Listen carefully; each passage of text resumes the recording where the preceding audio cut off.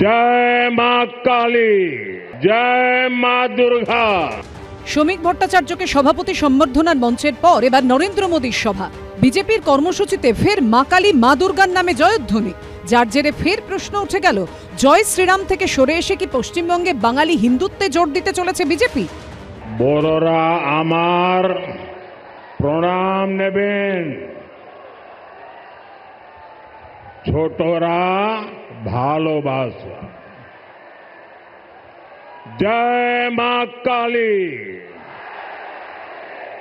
जय मां दुर्गा। बीजेपी ने पश्चिम बंगाल के लिए बड़े सपने देखे हैं। बीजेपी एक समृद्ध पश्चिम बंगाल बनाना चाहती है।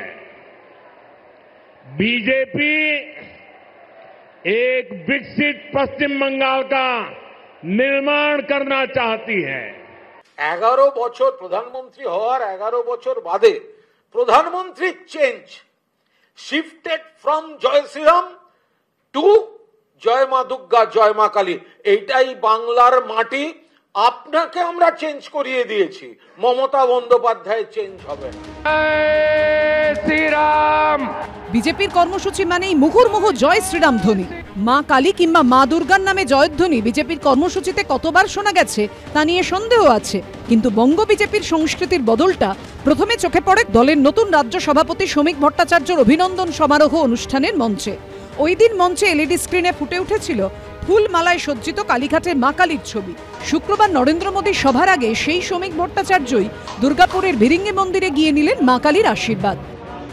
প্রধানমন্ত্রীর সভার আমন্ত্রণ পত্রে তাৎপর্যপূর্ণভাবে দেখা গেল একই সারিতে লেখা ভারত মাতার জয়, জয় মা দুর্গা, জয় মা কালী। দুর্গাপুরের সভায় নরেন্দ্র মোদীর হাতে মাটির দুর্গা তুলে দিলেন শ্রমিক ভট্টাচার্য। শুভেন্দু অধিকারী প্রধানমন্ত্রীর হাতে তুলে দিলেন ধাতুর দুর্গা মূর্তি। নরেন্দ্র মোদীকে পরানো হলো রজনীগন্ধার মালা। তাহলে কি ভোটমুখী পশ্চিমবঙ্গে বাঙালির মন পেতে মা কালী ও মা দুর্গার শরণ নিচ্ছে বিজেপি? দিখাওয়া কা রাজনীতি।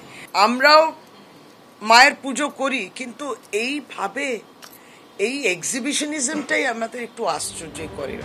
ধর্ম এখন পশ্চিমবঙ্গের রাজনীতির প্রধান অঙ্গ হয়ে দাঁড়িয়েছে, আর তাই রাজনীতির মঞ্চে কোন দেবী দেবতার নামে স্লোগান দেয়া হচ্ছে সেটাও চর্চার বিষয় হয়ে দাঁড়িয়েছে। মনোজ বন্দ্যোপাধ্যায়, অনির্বাণ বিশ্বাস, রঞ্জিত হালদারের রিপোর্ট, এবিপি আনন্দ।